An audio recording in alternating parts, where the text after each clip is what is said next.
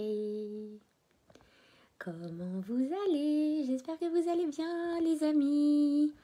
J'attends que vous arriviez parce qu'on célèbre un truc quand même là ce soir. Ça peut paraître anodin, mais quand même, moi j'aime bien célébrer. J'aime bien célébrer tout ce qui est anodin. J'aime bien célébrer tout ce qui peut paraître anodin. J'aime bien célébrer tout ce qu'on nous fait croire qui est anodin. Rien n'est anodin, on célèbre ce qu'on veut. On célèbre même nos plus petits pas possibles. On célèbre tout. Comment vous vous portez? J'espère que votre fin de semaine se passe très très bien. Et je ne sais pas où vous êtes en France, mais j'espère que vous avez du beau temps. Ou dans le monde, parce qu'on a Canada, on a États-Unis, on a Belgique des fois aussi. Alors, les amis, qu'est-ce qu'on célèbre aujourd'hui? Eh bien, on célèbre mon 100e live. 100 live. Oh my gosh. 100 live. Et même plus en fait, parce que j'ai fait des lives que je n'avais pas comptabilisés. C'était mes tout premiers lives. J'ai dû en faire une quinzaine avant de me lancer dans le défi de 365 jours de live. Quand je vois tout le chemin parcouru, je me dis mais waouh. Déjà de 1, ça passe super vite. On s'en rend même pas compte. Mais quand je vois mes tout premiers lives, je me dis waouh. Ça bouge, voilà, ça change, ça évolue, ça progresse, etc. Enfin, c'est juste dingue, c'est dingue, c'est dingue. Le temps qui passe comme ça. De quoi je vais vous parler aujourd'hui? Je voulais vous raconter une histoire pour ce 100e live justement, parce que il y a 5 ans, quasi jour pour jour, j'ai mis en place un projet qui a abouti. Et donc, je suis en fait très fière. Et c'est vachement lié au développement personnel. Alors qu'à ce moment-là, j'étais pas encore officiellement dans le développement personnel. Je faisais mon cheminement, mon self-cheminement, mes self-recherches. Je progressais toute seule à travers mes lectures, à travers des vidéos, à travers ma propre introspection sans accompagnement. Je savais pas que j'allais finir dans cette voie-là. J'en suis très heureuse. Mais en tout cas, voilà, c'est juste pour vous donner des petites leçons comme ça de vie, du quotidien, de choses qui vont vous ouvrir les yeux ou peut-être vous faire prendre conscience de certaines choses. Donc, il y a 5 ans, donc nous on habitait, comme vous le savez, aux États-Unis, dans une petite ville d'environ 100 000 habitants qui s'appelle South Bend. Donc c'est dans l'Indiana. Et à South Bend, donc il y avait une petite communauté musulmane. Et on avait une mosquée. On avait une superbe mosquée. Elle était belle. Bon, elle était petite, mais elle était assez grande quand même par rapport à ce qu'on sait des petites mosquées en France. Elle était grande. Elle avait un super beau terrain. Il y avait un playground. Il y avait, il y avait un gymnase. Enfin, magnifique. Et j'ai toujours été impressionnée par les hectares qu'ils avaient de terrain qui étaient, on va dire, inutilisés. Et un jour, je me suis dit, mais tiens, en fait, ça serait super cool de créer un jardin là-dedans où il y aurait des gens, c'est un peu le rêve de l'enfant intérieur ça, c'est où il y aurait des gens qui viendraient récolter des fruits et des légumes gratuitement pour familiariser les enfants avec les fruits et les légumes, parce que vous savez qu'aux États-Unis, malheureusement, dans les classes très basses, les enfants, des fois, ne savent pas à quoi ressemble un fruit ou un légume. Des fois, ils ne savent pas que le ketchup vient des tomates. Des fois, ils ne savent pas que les frites du McDo viennent des pommes de terre. Bref, c'est la culture, voilà. C'est pas une généralité du tout, hein. Au contraire, c'est là-bas qu'on a appris à bien manger. Hein. Ça peut paraître contradictoire, mais c'est là-bas qu'on a appris à bien manger. C'est là-bas qu'on a eu une bonne hygiène alimentaire, une bonne hygiène de vie aussi, point de vue santé physique, point de vue sport. Donc, c'est des clichés que de croire qu'aux États-Unis, tout le monde mange au McDo et tout le monde est obèse. Je vous dis, c'est pas le cas. Maintenant, il y a effectivement des endroits où les enfants ne sont pas vachement familiers avec tout ce qui pousse dans la terre, dans la nature. Et donc, du coup, il y avait ce qu'on appelle un Unity Garden. Unity Garden, c'est toute une chaîne de jardins comme ça. C'est pas des jardins communautaires, c'est pas des jardins pédagogiques, je sais pas trop comment appeler ça en français, mais c'est des jardins qui sont construits par des leaders de jardins et où les gens peuvent venir du coup récolter ce qu'ils veulent gratuitement sans avoir à participer ou à quoi que ce soit. Il n'y a aucune contrainte, aucune restriction. C'est vraiment pour contribuer, pour partager, pour transmettre. Voilà, et puis pour passer des moments conviviaux autour de ce jardin parce que c'est génial, vous faites des rencontres extraordinaires. Et du coup, ces jardins sont référencés. Les gens peuvent chercher sur Internet où se trouve le Unity Garden qui est le plus proche de chez eux. Et du coup, la manager de tous ces Unity Garden, Sarah, était mon amie et mon amie. Et en fait, je l'avais aussi découverte à travers ça, parce que j'ai entendu parler d'elle, puis on allait dans son jardin et tout ça. Et du coup, je me suis dit, pourquoi pas collaborer avec elle et puis faire un jardin à la mosquée, pour les gens de la mosquée, mais aussi pour le voisinage et pour les gens qui veulent en fait. Et du coup, il a fallu parler de ce projet. Et effectivement, c'est là que le développement personnel intervient. Parce que quand vous avez un projet comme ça en tête, un peu bisounours, vous voyez, un peu genre, je vais changer le monde, personne n'a fait ça, mais moi je vais le faire. Ouais, on a plein de terrains, là c'est que de l'herbe, mais moi je m'en fiche, je vais aller creuser là et puis je vais aller planter des fruits et des légumes. Quand vous avez des projets comme ça un peu bisounours, on peut dire que la quasi-totalité des personnes qui vous entourent sont contre vous en fait, vont essayer de saboter ce projet. Elles le font peut-être pas consciemment, mais c'est souvent automatique. Du genre, c'est pas possible, toi, c'est pas toi qui vas changer le monde, mais toi, tu vas pas faire ça, mais il y a personne qui l'a fait, mais ça sert à rien, ne présente pas ça, et puis ça marchera pas, et puis ça tiendra pas, et puis tout le monde s'en fout, etc., etc., etc., etc.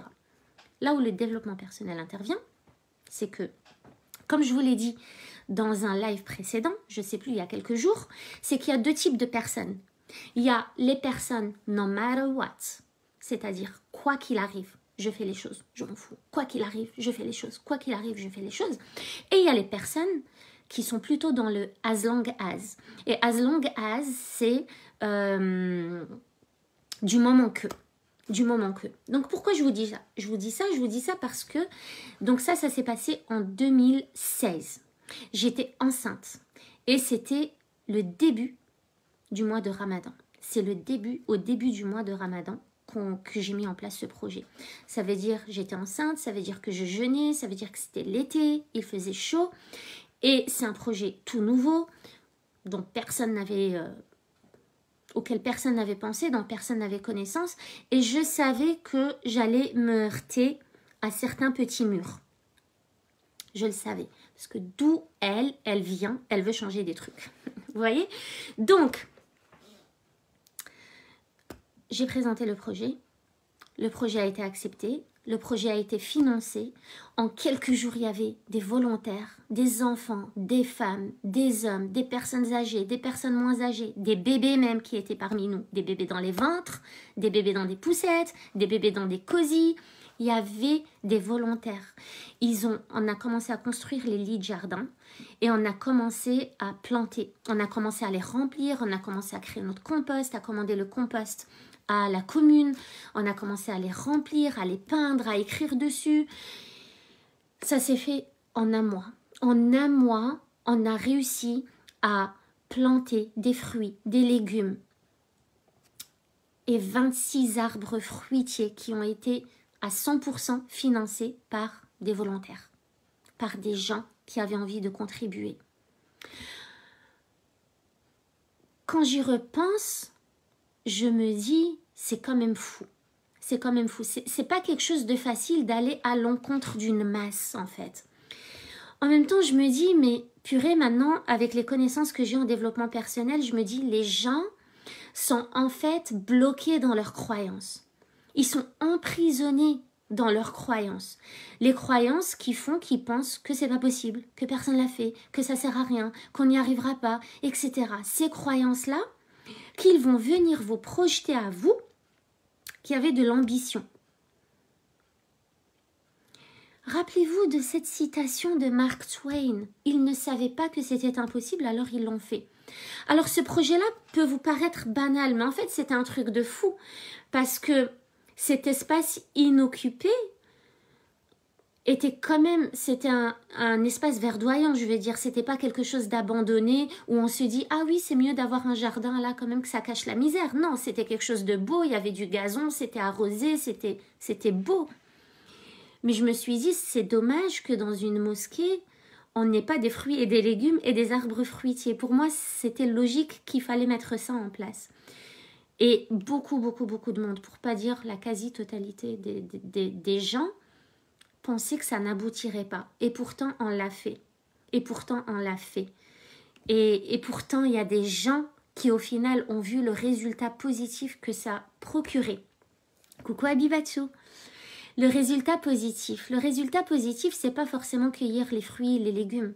Le résultat positif, c'est trouver un endroit où aller. C'est pour les femmes qui sont veuves ou qui sont âgées ou qui sont seules, trouver un endroit où aller se poser tranquillement parce qu'on a mis des tables, des bancs. C'était vraiment chouette. Je vous mettrai des photos. Je vous mettrai des photos sur mon profil. Je vous mettrai ça demain sur mon profil. Donc, c'est trouver un endroit où aller se poser tranquillement, au calme, méditer peut-être après la prière du matin. C'est un endroit où des conversations se font, où des liens se créent. C'est un endroit, des liens se créent. Le verbe créer. C'est un endroit où les enfants peuvent venir, peuvent découvrir, peuvent apprendre. Il y avait beaucoup d'apprentissage à cet endroit-là, de la vie pratique, de la vie courante, de la vie quotidienne. C'est un endroit où les enfants peuvent apprendre à planter et à observer. C'est un peu scientifique quand même. C'est observer, c'est toucher avec vos mains, c'est du sensoriel. C'est des enfants qui sont venus peindre, qui sont venus écrire, qui sont venus décorer. C'est des gens qui sont venus tondre le gazon, qui se sont portés volontaires pour arroser tous les jours. Je veux dire, c'est quand même quelque chose de bien plus grand et bien plus fort que juste construire un jardin. Vous voyez ce que je veux dire? Et du coup, j'ai eu l'impression que c'est que quand les gens ont vu le résultat que ça a switché dans leur tête la perception qu'ils en avaient au début. Pratiquement, tout le monde a essayé de saboter ce projet. Pas tout le monde, mais pratiquement, voilà. Et la majeure partie des personnes qui étaient présentes au moment où on en parlait disaient « Ouais, yeah, I don't know, it's okay. I don't know, it's not gonna work. » Voilà, c'est comme ça. Dans votre vie, vous aurez toujours des gens qui vont essayer de saboter vos projets. Consciemment ou inconsciemment, on s'en fiche. C'est des gens saboteurs. C'est des gens qui vont venir vous projeter leur propre peur. C'est des gens qui vont venir vous dire que c'est pas possible. Si vous n'avez pas assez la tête sur les épaules à ce moment-là, si vous n'avez pas assez confiance en vous, si vous n'êtes pas dans le mindset tout est possible et j'y vais no matter what, eh bien vous allez abandonner vos projets. Et ça serait dommage que ça vous arrive pour des projets qui vous concernent et qui vous tiennent à cœur à vous et qui risqueraient d'améliorer votre vie et d'améliorer votre santé mentale et d'améliorer votre bien-être.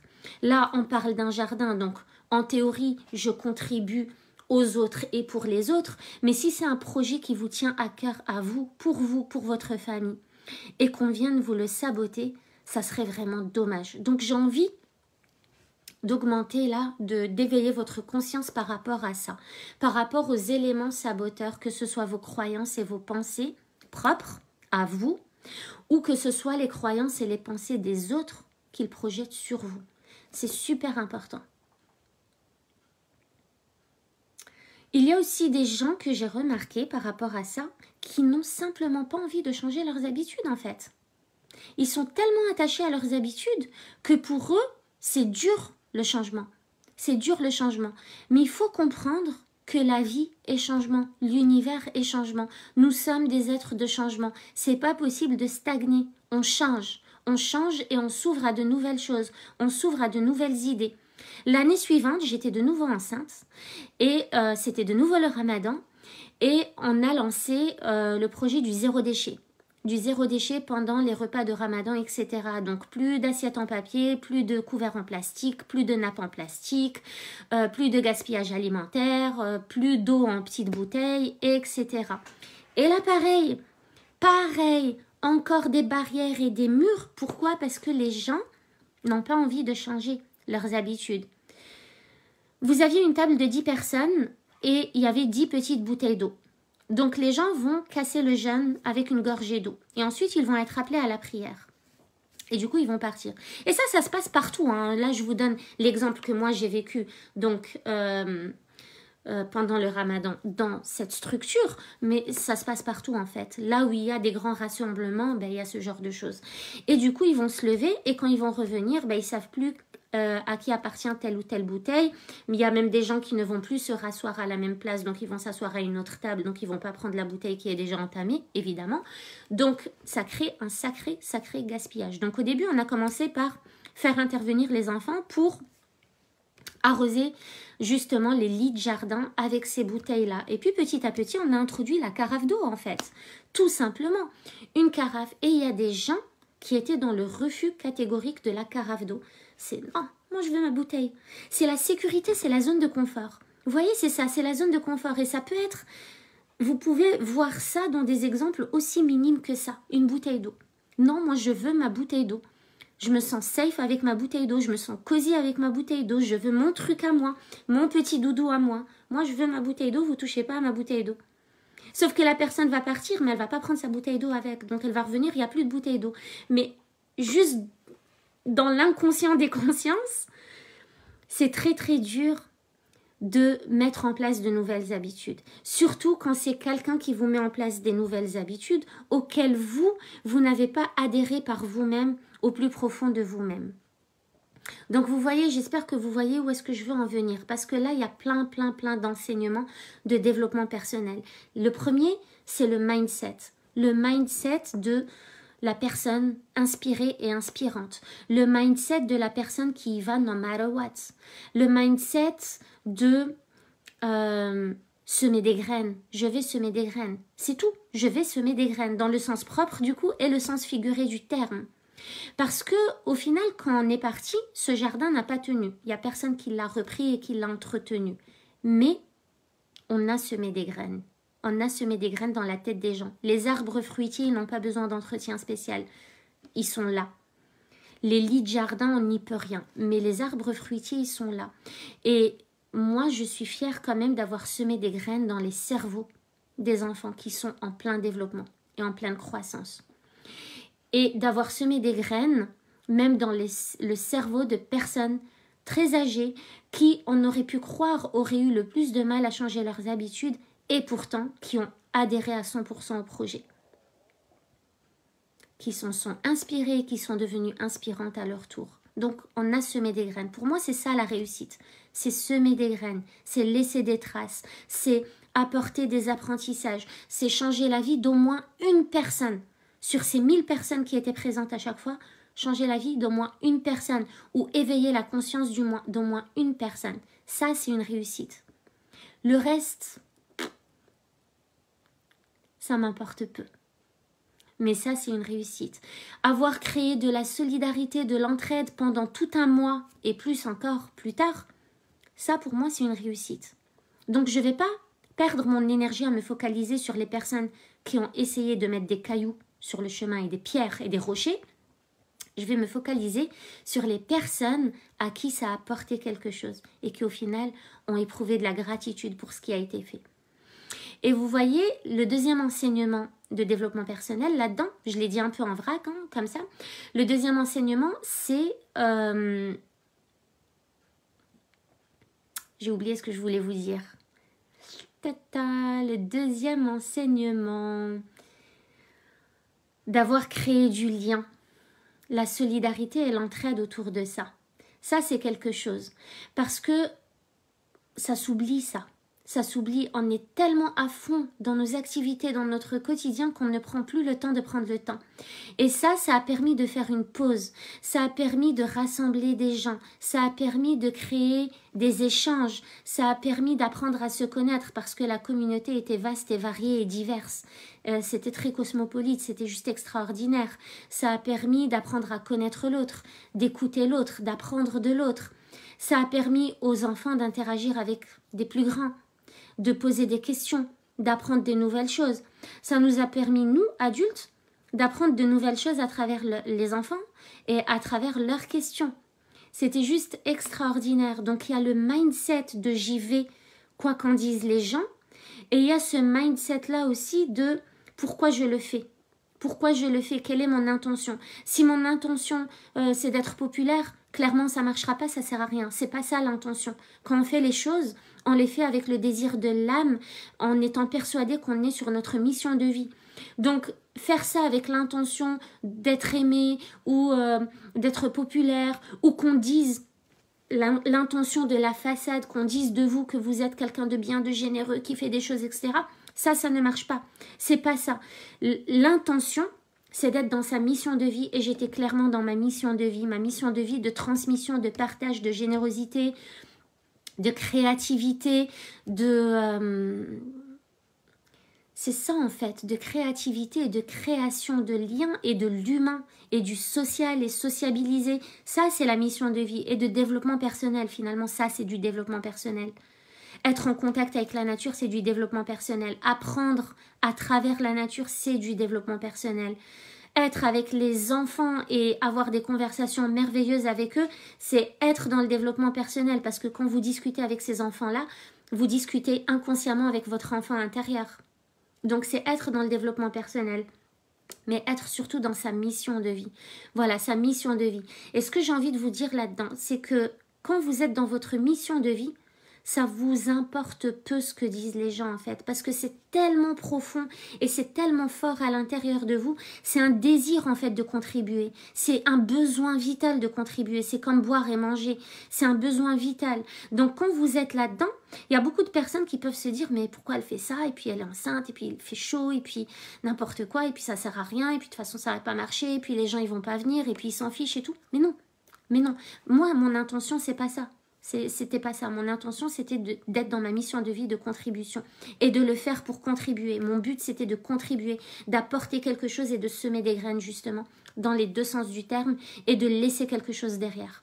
De laisser quelque chose. Et s'il y a au moins une personne qui en a appris quelque chose, je suis contente. Et je sais qu'il y a plus qu'une personne qui en a appris des choses parce que je reçois encore aujourd'hui des messages par rapport à ça. Mais voilà, être dans sa mission de vie, ça ne vous lâchera pas. Agir via ce que vous souffle votre enfant intérieur, il n'y a rien de plus beau et ça ne vous lâchera pas. Et comme on n'a pas tous les mêmes missions de vie, on ne va pas tous comprendre les objectifs des uns et des autres. On ne va pas tous comprendre les intentions des uns et des autres, à moins qu'on les exprime clairement. C'est pour ça qu'il y a des personnes qui vont essayer de saboter tout ce que vous faites sur votre chemin, parce qu'elles ne vous comprennent pas. Et parce qu'elles ne sont pas conscientes qu'elles aussi ont une mission de contribution au monde. Vous voyez? Et c'est pas... Et en fait, j'essaie d'organiser mon live un peu, c'est parti un peu dans tous les sens. Mais ce que je veux vous dire aujourd'hui, c'est quoi mon intention pour ce live aujourd'hui? C'est vraiment juste de vous dire que quand il y a quelque chose qui vous attire, qui vous fait vibrer, du plus profond de vous-même, foncez en fait. N'essayez pas de chercher conseil, n'essayez pas d'écouter les avis des uns et des autres parce que ça, le conseil, les avis, les remarques, les reproches, etc., c'est du mental. On n'est plus dans le désir de l'âme. On cherche à mentaliser le désir de l'âme. Mais le désir de l'âme vous dit juste de foncer parce que c'est votre chemin, c'est votre mission. Si vous commencez à mentaliser, vous commencez à laisser place à l'ego. C'est l'ego qui va parler. Alors, le désir de l'âme, c'est l'enfant intérieur qui s'exprime. Mais l'ego, c'est l'enfant intérieur blessé qui s'exprime. Moi, je vois ça comme ça. Oui, Abibatou, faut foncer, faut faire les choses qui nous tiennent à cœur. C'est pas possible de juste écouter les personnes qui font peur. Je vous assure qu'il y a une tonne de personnes qui m'ont dit que ce truc ne marcherait pas. Et je vous mettrai des photos, vous allez voir comme c'était juste extraordinaire. Donc, je vous disais, moi, voilà comment je vois les choses. Je vous parle souvent de l'ego, je vous parle souvent de l'enfant intérieur et je vous parle souvent de l'âme, etc. En fait, l'âme, c'est ce qui veut vous faire avancer parce que c'est le désir de l'âme. Votre âme, elle est là pour vous faire avancer vers votre mission. C'est comme ça. On vient au monde pour écouter notre âme. Notre âme, c'est cet enfant intérieur qu'on a, tout innocent, tout naïf, tout doux, tout gentil, qui rêve, pour qui tout est possible. Ça, justement, c'est l'enfant intérieur. Maintenant, l'ego, c'est quoi? L'ego, pour moi, d'accord, moi, je vous donne ma vision de comment je comprends les choses. L'ego, c'est votre enfant intérieur blessé. C'est l'enfant intérieur qui a subi des blessures. Ces blessures vont avoir tendance à vous faire reculer. Donc, l'ego, c'est quoi? Il vient vous dire, non, rappelle-toi, quand tu as vachement voulu travailler sur ton projet d'école et que tu as eu la pire note de toute la classe et que ça n'a pas marché et que tout le monde s'est moqué de toi, bah tu vois, là, ça va être pareil. Ça, c'est l'ego.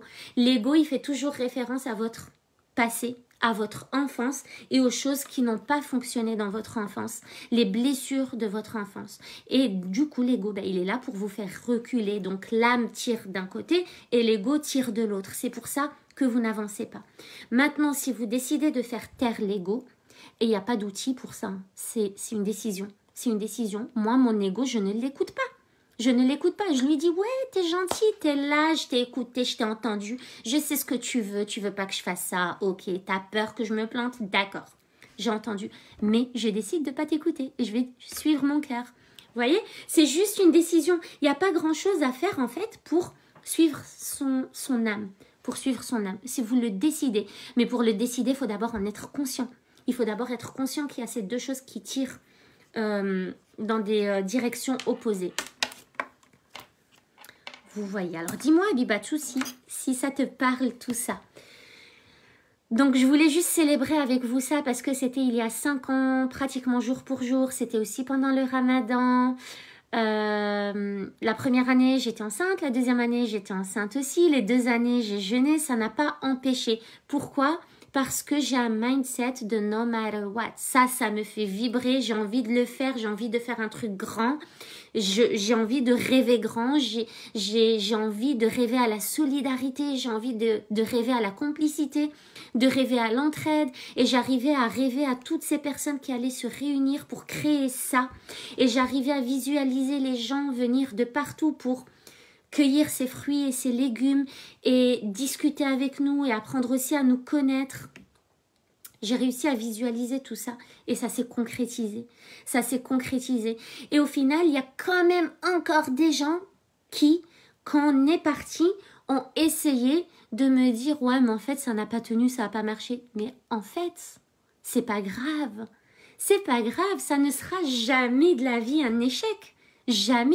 C'est des personnes qui transmettent leur propre peur et qui sont là pour déstabiliser votre estime, déstabiliser votre confiance. C'est vraiment pour déstabiliser. Ça vous arrive tous les jours dans votre vie, il faut en être conscient de ça.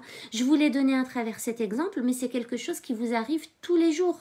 Tous les jours, quand vous faites une réunion de travail et qu'on vous dit que c'était nul ou que n'importe quoi, ce projet ne marchera pas ou le financement que vous voulez, vous n'allez jamais l'obtenir ou cette promotion que vous voulez, ça sert à rien parce que le boss, il est naze, il écoutera jamais, il acceptera jamais ou que ce job que vous voulez vraiment, ben non, c'est pas pour vous, vous n'avez pas les compétences, etc. Et puis regarde, t'es pas bien habillé, tu vas pas y arriver. Ou ce voyage que vous voulez vraiment faire et qu'on vous dit, ben non... ça sert à rien et puis ça va te coûter trop cher et puis toi t'es jamais parti seul et puis tu y arriveras pas et puis c'est nul mais dépense ton argent dans autre chose, etc., etc., etc., etc. Toutes ces circonstances extérieures qui viennent essayer d'éteindre votre puissance intérieure. C'est juste fou. Il faut que vous soyez conscient que vous baignez là-dedans toute la journée. Toute la journée. Quand on fait taire l'ego, on arrive à déplacer des montagnes et réaliser l'irréalisable, carrément. Et c'est appliqué dans tous les domaines de vie, carrément, je suis carrément d'accord. Comme disait d'ailleurs David Lefrançois, la chaise sur laquelle on est posé, c'était le rêve de quelqu'un un jour. Et c'était sûrement l'impossible de quelqu'un d'autre hein, au même moment. Toute chose qui a été inventée, créée, mise en place, ça a été le rêve de quelqu'un. Et il y a toujours eu des gens qui sont venus détruire les rêves des gens. Mais c'est les gens qui ont décidé de ne pas écouter ces saboteurs ambulants qui ont réussi à faire des choses. C'est Thomas Edison à qui la maman a dit qu'il était trop intelligent pour être dans cette école alors que le professeur lui avait dit que c'était un cancre. C'est parce que la maman n'a pas écouté l'ego, le professeur, qui lui disait que c'était un cancre, et elle lui a fait croire qu'il était super intelligent. Elle a continué à croire qu'il était intelligent. Et c'est pour ça qu'il est devenu le génie du siècle. Donc, voilà. C'était mon message pour ce soir. À travers ça, j'espère que ça vous aura fait comprendre des choses. Le développement personnel, c'est tous les jours. Le développement personnel, pour moi, dans cette situation-là bien précise, ça a été de sortir de ma zone de confort, d'augmenter mon estime de moi-même, d'augmenter ma confiance en moi, de traverser toutes mes peurs, toutes les flammes qui étaient sur mon chemin, de les traverser parce que je sais que d'autres l'ont fait avant moi et que d'autres ont traversé des flammes avant moi et qu'on m'a dit que c'était possible. Donc je le fais. Ça a été de ma gestion émotionnelle, de travailler ma gestion émotionnelle, de ne pas me laisser déstabiliser par le jugement des autres, le regard des autres, les reproches des autres. C'était pas facile du tout parce que j'étais pas encore intelligente émotionnellement à cette période-là. J'étais en train de faire mon cheminement, mais j'avais pas du tout les outils, j'avais pas été accompagnée, j'étais pas dedans. C'était pas du tout facile. Il y a eu des moments où j'ai éprouvé une grande vulnérabilité. Vous voyez, mais je l'ai fait. Et quand vous faites un truc que tout le monde vous a dit que c'était impossible à faire et que même vous, vous n'y croyez pas vraiment, je peux vous dire que vous faites un saut quantique. Vous passez d'une confiance en soi à 10% à une confiance en soi à 70% d'un coup. C'est ce qu'on appelle un saut quantique. Vous passez pas palier par palier. Vous sautez d'un palier à un autre d'un coup. C'est ça, c'est faire des choses qui vous font sortir de votre zone de confort. C'est faire des choses qui vous font traverser vos peurs. C'est faire des choses qui font que vous fassiez abstraction du regard et du jugement des autres, sauf s'il est positif et constructif.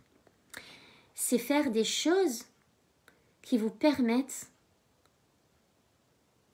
j'ai envie de dire, de neutraliser tous les saboteurs inconscients, donc vos pensées et vos croyances qui sont en pilotage automatique et qui pilotent automatiquement 98% de votre quotidien, et les saboteurs ambulants, les gens. Mais gardez en tête que personne n'a de pire ennemi que soi-même. Parce que tout part d'une décision. C'est vous qui décidez ce que vous voulez. 100e live aujourd'hui, je suis contente. Punaise, bisous. À demain.